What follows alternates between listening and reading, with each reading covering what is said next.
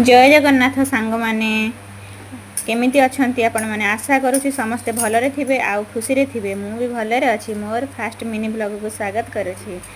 मु गोटे आज वन पीस रो कटिंग देखेया पई जाउची। आउ देखंतु मु फास्ट ऊपर ब्लाउज रो कटिंग करली 15 बाई 15 थिला लंबाई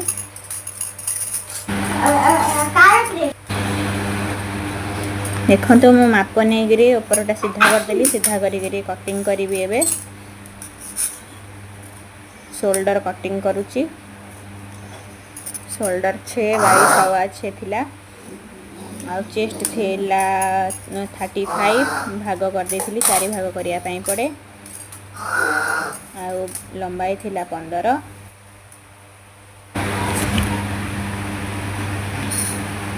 ऊपर ब्लाउज रो लंबाई थिला 15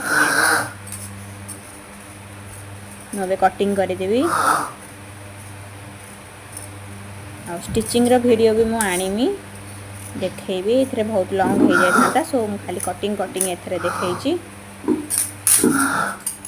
ताबरे आमे तळर स्कर्ट एबे तळर स्कर्ट कटिंग करिवा मु मापुची। हमको पूरा लंबाई नेबा को थिला सांग माने टिके टिके मिस्टेक हो जाउची वॉइस ओवर देला बेले को काहे ना मु नुवा फर्स्ट टाइम बनाईची तो सेथि पई हिंदी आ ओडिया टिके मिक्स हो जाउची सॉरी। आ लंबाई नेबा पई थिला 45 रु 15 इंच ऊपर रो माइनस कर देली 30 प्लस 2 इंच सिलाई पई तो 32-33 इंच मते नबा पई पड़ियो नले मोर होई जिवो ठीक ठाक मो मामा लो देखंतु मो मापुची मो पु तार सेपटे पछरे गोटे कोन से तार करूची झंजीरो लगई किरी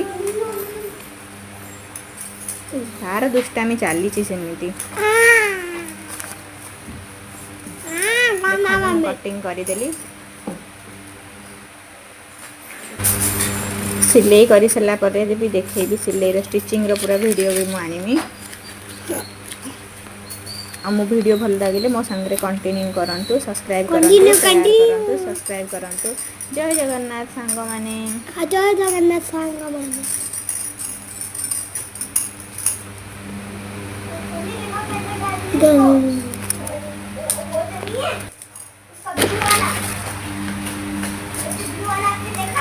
ये पेपर बाय बाय जय जगन्नाथ बाय बाय जय जगन्नाथ।